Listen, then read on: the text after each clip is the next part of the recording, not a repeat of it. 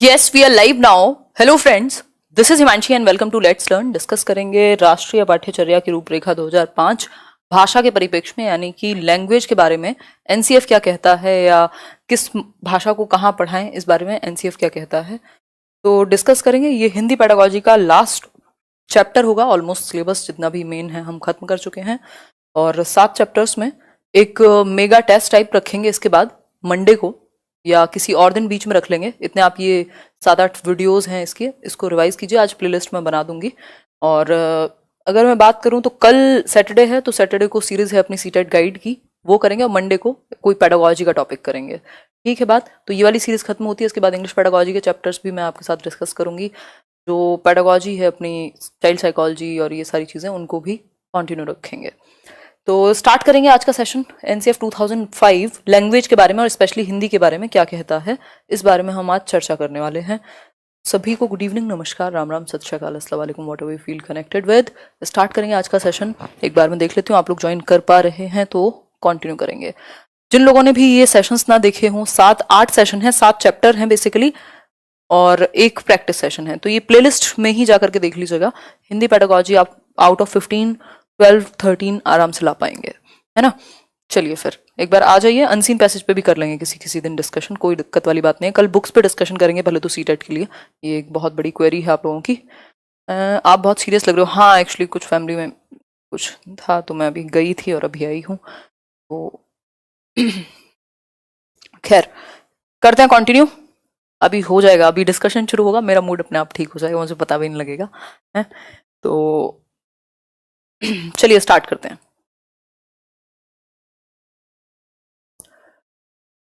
NCF 2005 की बात करेंगे। ग्रेट। अरे कुछ सीरियस नहीं, एवरीथिंग इज ओके। हाँ ऐसे ही अभी ठीक है, मतलब एक रिलेटिव है उनका कुछ तबीयत खराब थी। देखो एक बार एनसीएफ 2005 की बात करें, प्राथमिक स्तर की शिक्षा मुख्यतः भाषा शिक्षण है, यानी कह सकते हैं कि प्राइमरी लेवल पर जो एजुकेशन दी जा रही है वो मेनली लैंग्वेज ही है। लैंग्वेज के माध्यम से या लैंग्वेज के थ्रू ही हम बाकी सब्जेक्ट्स भी तो पहुंचाने की कोशिश करते हैं ना। जैसे ईवीएस भी हम लैंग्वेज के थ्रू ही, मैथ्स में भी आप देखेंगे कि बातों बातों में कहानियों के थ्रू वो बात को कह दिया जा रहा है कहानियों के द्वारा, यानी कि भाषा मुख्य रोल प्ले करेगी। यदि आप प्राथमिक स्तर पर पढ़ा रहे हैं तो भाषा का रोल सबसे ज्यादा है बच्चे की समझ को विकसित करने में, चाहे वो किसी भी विषय के अंतर्गत हो। ठीक है बात। तो कह सकते हैं एक तरीके से कि प्राथमिक स्तर पर जो प्राथमिक स्तर की जो शिक्षा है प्राइमरी लेवल की, वो मुख्यतः भाषा शिक्षण है, यानी एक तरीके से लैंग्वेज टीचिंग ही है। ठीक है बात। कोई समस्या नहीं होगी तो भी बता दीजिएगा। हिंदी का आज लास्ट सेशन है, कल से हिंदी खत्म और किसी एक दिन बस बीच में एक मेगा टेस्ट कर लेंगे हिंदी का, ताकि ज्यादा से क्वेश्चंस कम से कम भी 50, ताकि आपका भी पूरा रिवीजन हो जाए कि जो आपने सीखा वो कितने काम आएगा। अब मंडे से पेडागोजी के कुछ टॉपिक्स और इंग्लिश पेडागोजी शुरू करेंगे, दिक्कत वाली बात नहीं है। देखिए, आरंभिक स्तर के गणित, समाज एवं परिवेश का ज्ञान भी मातृभाषा के माध्यम से सबसे अच्छे ढंग से व आसानी से प्राप्त किया जा सकता है। यानी हम कह सकते हैं कि जो इनिशियल स्टेज है वो भी किस चीज को लेकर के, मतलब शुरुआती सालों में आप मैथ्स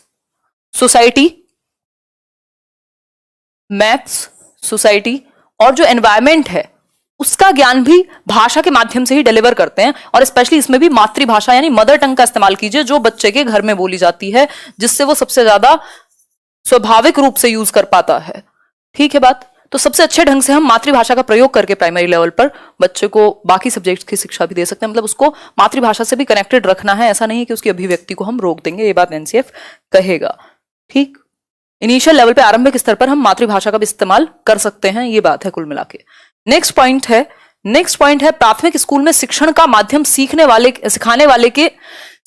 की मातृभाषा ही होनी चाहिए, जिसका आधार निश्चय ही वे अनुभविक, भाषिक व संज्ञानात्मक स्रोत होने चाहिए। मतलब कहने का क्या है कि प्राथमिक लेवल पर यदि हम बात करें तो जो शिक्षण का माध्यम है, जो सीखने वाला है, लर्नर है, उसको उसी माध्यम में शिक्षा या उसी भाषा में शिक्षा दी जाए जो उसकी मातृभाषा से कनेक्टेड हो और जो उसके एक्सपीरियंस के आधार पर कनेक्ट करे। उस बच्चे के जो भी लेवल हैं, जो भी एक्सपीरियंसेस हैं उसकी रियल दुनिया के, जो उसकी भाषा से आप जोड़ करके दिखा सकें, और उसके संज्ञानात्मक स्रोत यानी उसके संज्ञानात्मक स्तर की हो, उसके संज्ञानात्मक यानी कॉग्निटिव लेवल की हो। जिस उम्र का बच्चा है उस तरीके से आप देखेंगे कि इसका विकास कितना हुआ होगा, इसको कौन से चैप्टर्स आप समझा सकते हैं। तो कह सकते हैं कि जो पूरा परिवेश है वो इस तरीके से काम करे कि बच्चे के लिए पूरा मिला जुला करके एक अच्छा कॉम्बो तैयार हो शिक्षा का। वो कैसे अच्छा कब होगा? जब आप बच्चे के संज्ञानात्मक स्तर के अनुसार होगी, उसके अनुभव से आप जोड़ पाएंगे, उसकी भाषा से आप जोड़ पाएंगे, तो अपने आप ही अच्छा हो जाएगा भाषा का शिक्षण, या उसका संज्ञानात्मक स्तर और समझ बेहतर ही होगी यदि इन चीजों का ध्यान रखा जाए। नेक्स्ट पॉइंट है, ये नोट्स में काम आ जाएंगे, आपको पीडीएफ में शेयर कर दूंगी, बाकी की सारी पीडीएफ में शेयर भी कर चुकी हूं टेलीग्राम पर, तो अगर आपने ना देखी हो तो देख लीजिएगा। नेक्स्ट पॉइंट है, जहां योग्यता प्राप्त शिक्षक और पर्याप्त अवसंरचनात्मक सुविधाएं उपलब्ध हों, वहां प्राथमिक स्तर से ही अंग्रेजी पढ़ाई जा सकती है। अब यहां पे एक क्लॉज लगा दिया एक तरीके से कि यदि इंस्ट्रक्शनल फैसिलिटीज या जो स्ट्रक्चर है आपके स्कूल का, और अच्छे पारंगत भाषाई शिक्षक हैं जिनको भाषा का अच्छा ज्ञान है, पूरा स्ट्रक्चर एकदम अच्छा है, इंफ्रास्ट्रक्चर अच्छा है, लैब्स हैं लैंग्वेज की, ये है वो है, तो वहां आप प्राथमिक स्तर से भाषा इंग्लिश भी पढ़ा सकते हो, जैसे इंग्लिश मीडियम स्कूल्स कह लीजिए आप, ठीक।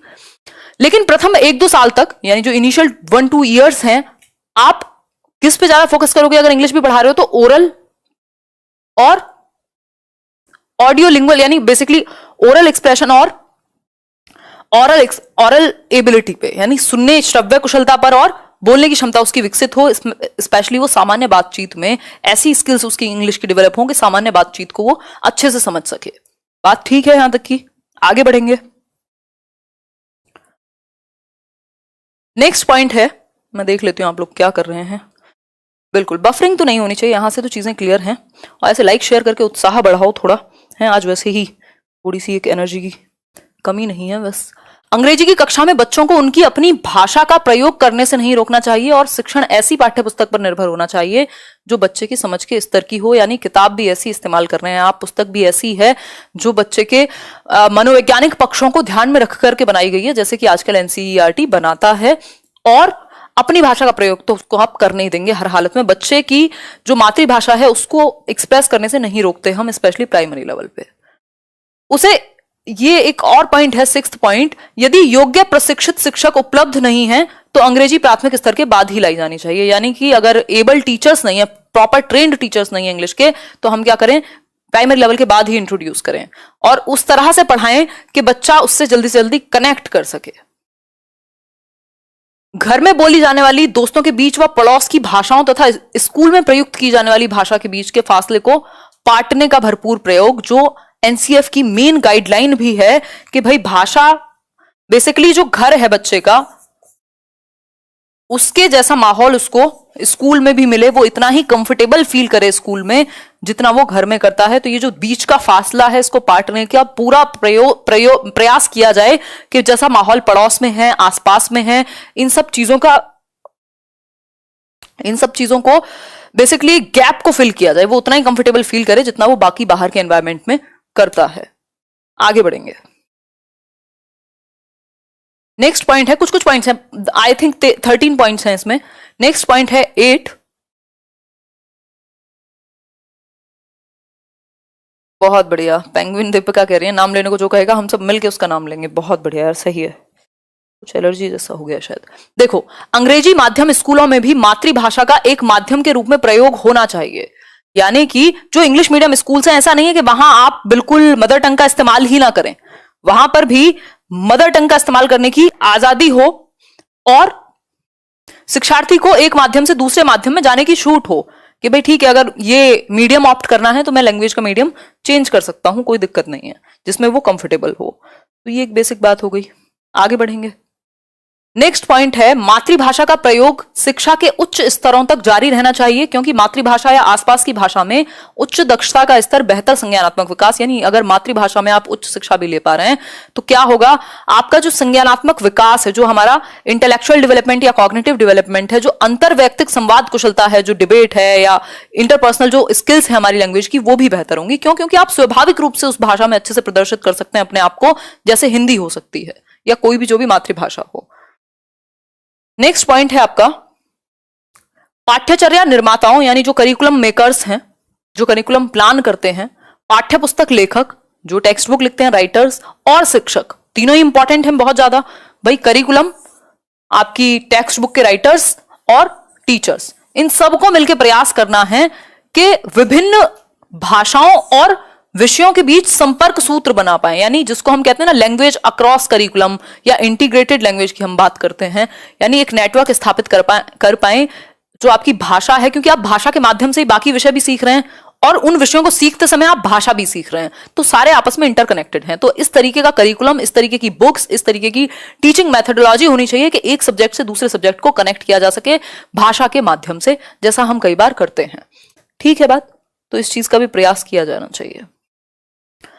नेक्स्ट पॉइंट है, जहां तक संभव हो सके विदेशी भाषा उच्च माध्यमिक स्तर पर 2 वर्षों तक पढ़ाई जानी चाहिए। ठीक है, बात सही है। आपके एलिमेंट्री लेवल पर आप बेसिकली 9th 10th वाले लेवल पे 2 साल तक आप पढ़ा सकते हो। विधियां सामग्री कक्षा में अपनाई गई कार्यनीतियां और मूल्यांकन प्रक्रिया इस तरह की होनी चाहिए जो इस बात को सुनिश्चित करे कि बच्चे स्कूल छोड़ते वक्त हिंदी या क्षेत्रीय भाषा और अंग्रेजी में उच्च दक्षता हासिल कर चुके हो। मतलब ये बात इंश्योर करनी है कि जब बच्चा स्कूल छोड़े तो उसके अंदर एटलीस्ट एबिलिटी हो भाषा को यूज करने की, चाहे वो इंग्लिश हो या जो भी भाषा उसको सिखाई गई है। इस तरीके का मटेरियल, इस तरीके के मेथड्स को इस्तेमाल किया जाए आपके स्कूल के अंदर कि बच्चा एबल हो दोनों ही भाषाओं में अपने आप को रिप्रेजेंट करने के लिए। नेक्स्ट पॉइंट है आपका, हिंदी और अंग्रेजी के शिक्षकों को क्षेत्रीय भाषा का ज्ञान होना जरूरी है। मतलब अगर आप हिंदी और इंग्लिश के टीचर हैं तो आपका जो भी रीजनल लैंग्वेज है वहां की, उसका भी आपको थोड़ा बहुत ज्ञान आवश्यक है, ताकि जो बच्चे हैं उनकी आप एक्टिव पार्टिसिपेशन को एंश्योर कर सकें। बच्चे आपसे कनेक्ट नहीं होंगे यदि आप उनकी भाषा के 1-2 शब्द नहीं बोल रहे हैं या उनकी बात को सुन नहीं रहे हैं। तो अगर आप स्पेशली हिंदी इंग्लिश के शिक्षक हैं तो आपको जो भी आसपास भाषा बोली जाती है उस क्षेत्र के, रीजनल लैंग्वेज है, जो भी क्षेत्रीय भाषा है, उसका भी थोड़ा बहुत ज्ञान होना चाहिए, ताकि आप बच्चों को एक्टिवली पार्टिसिपेट करा सकें, वो आपसे जुड़ सकें। फॉर एग्जाम्पल मैं आपको एक छोटा सा एग्जाम्पल देती हूं। अब इसमें पॉलिटिकल पार्टीज या किसी चीज को मत घुसाइएगा बीच में। सिंपल एग्जाम्पल, क्योंकि मैंने अभी कोई एक लेक्चर देखा, आई थिंक वेस्ट बंगाल गए थे हमारे प्राइम मिनिस्टर, तो उन्होंने कोई शब्द का इस्तेमाल किया जो वहां यूज होता है। अब ऐसा तो नहीं है उनको बहुत बंगाली अच्छे से आती होगी, मे बी आती भी हो, लेकिन उन्होंने हिंदी बोलते हुए उस वर्ड को यूज कर लिया। दैट मीन्स वहां के लोगों को कनेक्ट कर लिया। इन द सेम वे यहां क्या हुआ, आपने क्षेत्रीय भाषा का प्रयोग करते समय, हिंदी इंग्लिश पढ़ाते हुए क्षेत्रीय भाषा का बीच बीच में प्रयोग किया, या जब जरूरत पड़ी तो बच्चे को एक्टिवली पार्टिसिपेट कराने के लिए वो कनेक्ट हो सके ताकि। ठीक है बात, आगे बढ़ेंगे। आदिवासी क्षेत्रों में जहां दूसरी भाषा के ज्ञान की संभावना कम हो, वो मूवी देखी होगी आपने, वो कौन सी है जिसमें राजकुमार राव था, न्यूटन। बिल्कुल, तो न्यूटन में होता है वो आदिवासी क्षेत्र में पूरा वो वोट दिलवाने, इलेक्शन कंडक्ट कराने जाते हैं, तो वो आप पिक्चराइज कर सकते हैं दिमाग में। तो आदिवासी क्षेत्रों में जहां दूसरी भाषा के ज्ञान की संभावना कम हो, मुश्किल है ना वहां का, तो आपको लैंग्वेज आती हो, वहां उस क्षेत्र की भाषा जानने वाले शिक्षकों को शामिल करना अत्यंत जरूरी है। आप उस रीजन के टीचर्स को भी लैंग्वेज के लिए स्पेशली शामिल कर सकते हैं ऐसे क्षेत्र में जहां बहुत ही मुश्किल है वो भाषा सीखना, उनकी भाषा सीखना, या पॉसिबिलिटी नहीं है कि टीचर को वो भाषा आती हो। तो फिर आप क्षेत्रीय किसी व्यक्ति को शामिल कर लेंगे। न्यू एजुकेशन पॉलिसी भी इस तरीके की बात कर रही थी।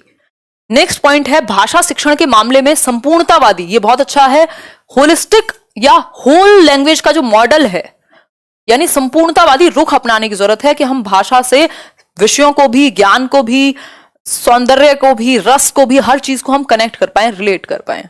विविध संदर्भों में भाषा प्रयोग पर आधारित पाठ्य पुस्तकों को शिक्षण का आधार बनाना चाहिए।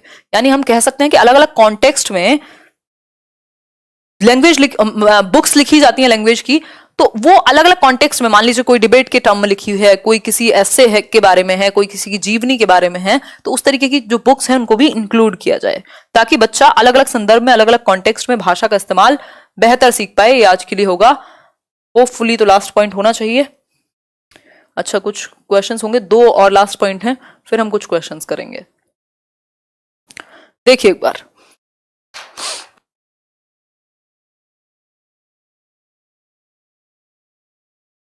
एडिटिंग की बात चल रही है, बहुत बढ़िया।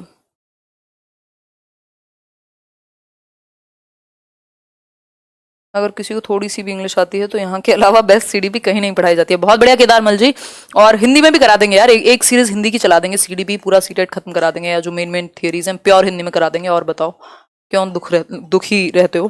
किसी भी भाषा में कोई समस्या नहीं है, बस बात वही है कि किसी एक को तो बेस बना के चलना पड़ेगा, क्योंकि ना तो दोनों भाषाएं स्लाइड्स में लिखी जा सकती हैं, पूरी स्लाइड्स भर जाएंगी।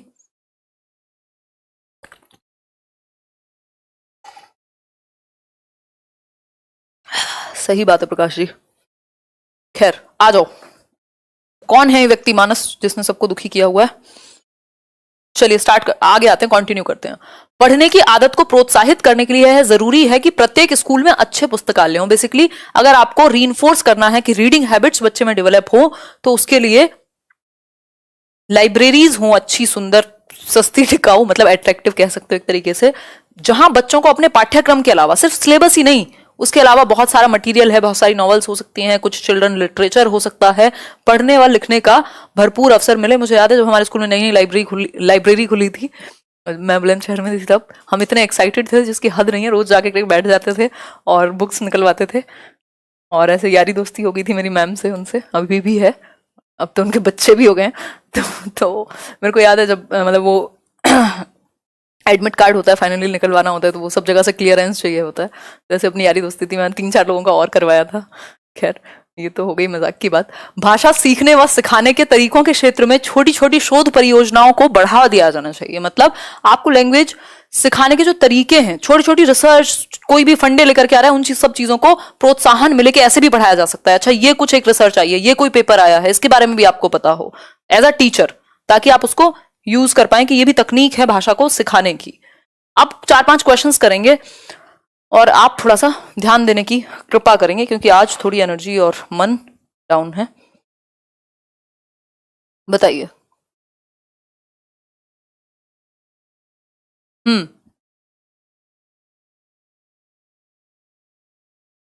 हिंदी पढ़ा होगा जी, अच्छी करा दी आपने, धन्यवाद शिवांगी। हाँ नितिका यार, थोड़ी सी सीरियस तो हूं, अब क्या कर सकते हैं। शिवांगी ने ग्रेट।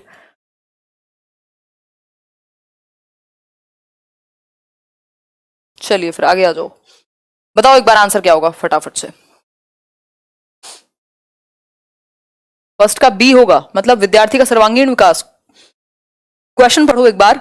शिक्षण का मुख्य उद्देश्य होता है, यानी टीचिंग का मेन ऑब्जेक्टिव क्या है? आंतरिक विकास, मतलब इंटरनल में भी, सर्वांगीण यानी होलिस्टिक, ज्ञान देना या फिर रोजगार योग्य बनाना। खैर हमारा तो जिंदगी यहीं तक सिमट के रह गई है, ज्यादातर जो स्थिति है देश में, लेकिन जो उद्देश्य है शिक्षा का वो होना ये चाहिए कि हमारा सर्वांगीण विकास कर पाए हम, विद्यार्थी का, मतलब होलिस्टिक डेवलपमेंट हो पाए, उसका मस्तिष्क से लेकर के और उसके हृदय तक जो बात है वो पहुंच पाए। बेसिकली तीनों एस्पेक्ट जो ब्लूम कहते हैं, आपका कॉग्निटिव, साइकोमोटर यानी फिजिकल एस्पेक्ट से भी, मतलब आप उसके संज्ञान, समाज, संस्कृति, उसके संवेग, इन सब चीजों से जोड़ पाए, उसके एक्सपीरियंस से जोड़ पाए।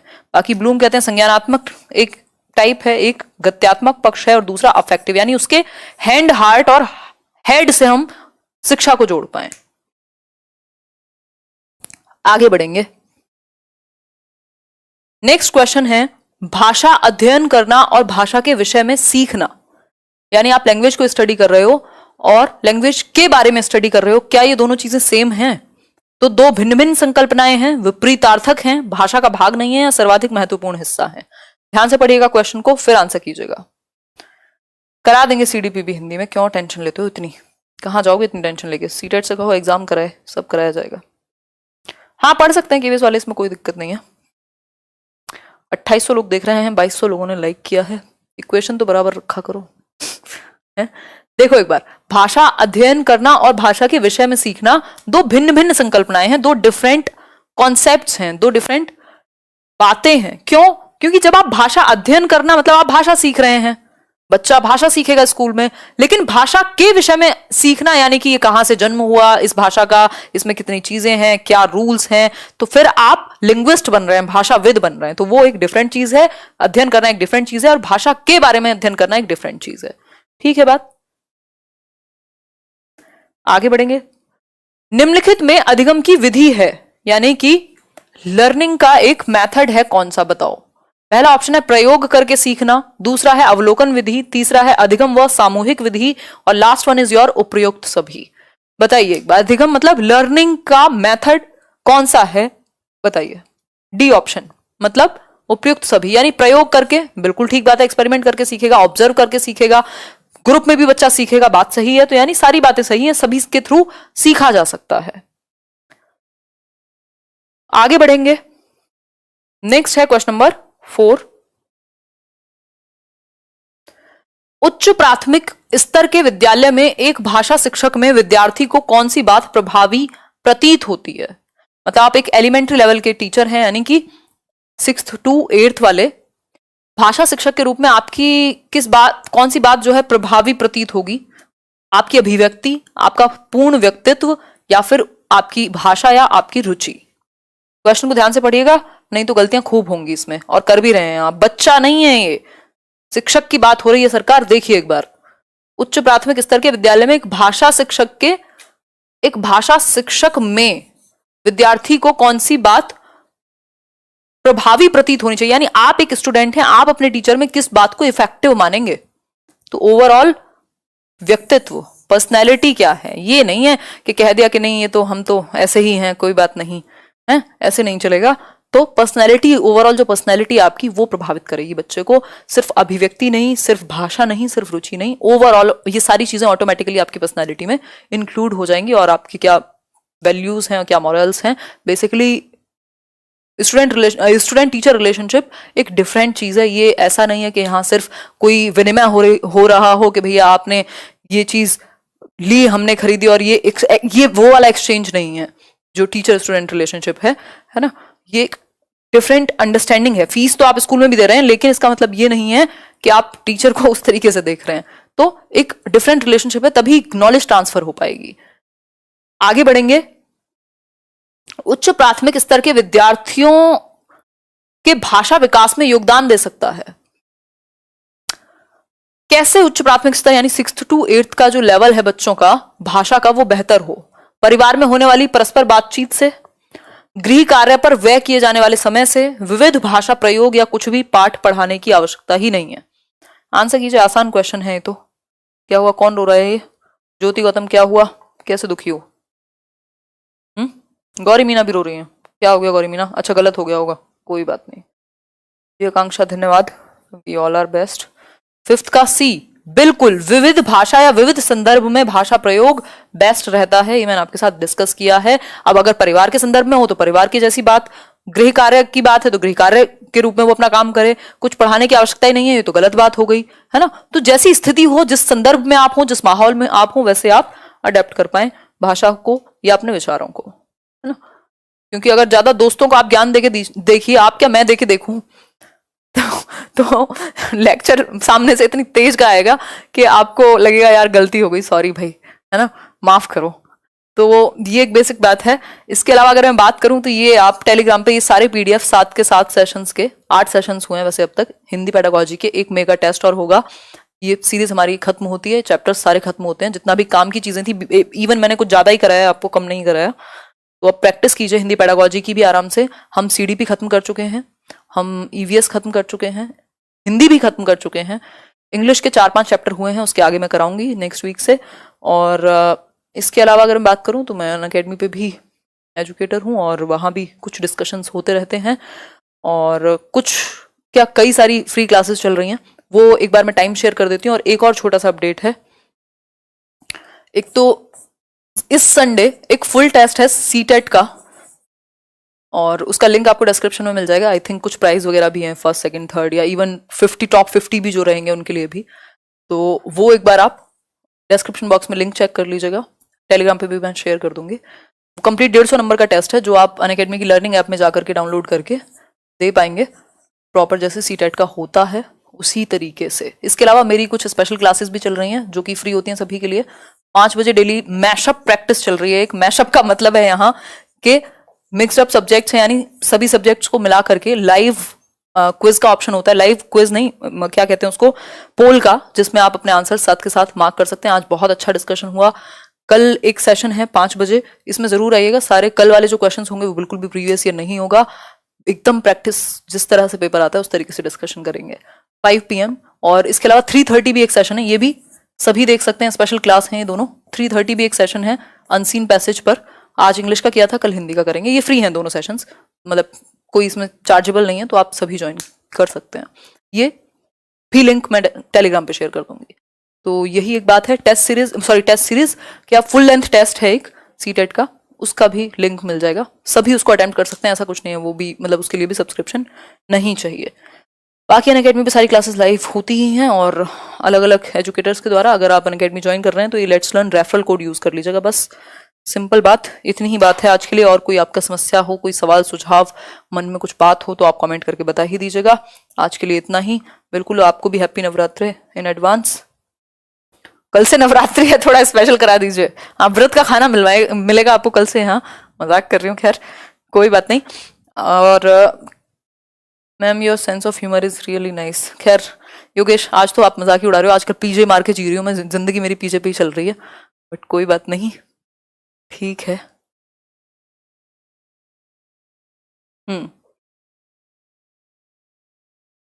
ग्रेट। ये दोनों ही अनअकैडमी पर हैं, स्पेशल क्लास 3:30 भी और 5 भी। आज किस सब्जेक्ट की क्विज होगी? आज सीडीपी की करेंगे। अभी 10:15 पर एक क्विज भी है, तो लिंक मैं ही टेलीग्राम पे शेयर कर दूंगी सारे। और कोई समस्या हो तो बताओ। हमारा मैशअप का मतलब मैशअप सॉन्ग, हाँ दिव्या पता है हमें, इसीलिए मैशअप रखा गया, थोड़ा इंटरेस्ट आया आपको। खैर चलो, कल मिलेंगे। कल बुक्स पे बात करेंगे, और परसों तो हम बात करेंगे, संडे है, संडे वार्ता करेंगे। और कल सीटेट की बुक्स पे बात करेंगे, सीटेट गाइड की नेक्स्ट वीडियो आएगी। और मंडे से कुछ डिफरेंट करेंगे, क्योंकि अभी ये सीरीज खत्म हो चुकी है आपकी हिंदी की। हिंदी पेडागोजी कंप्लीट है, आगे से मत दुखी होइएगा, है ना। टेक केयर, ध्यान रखिए।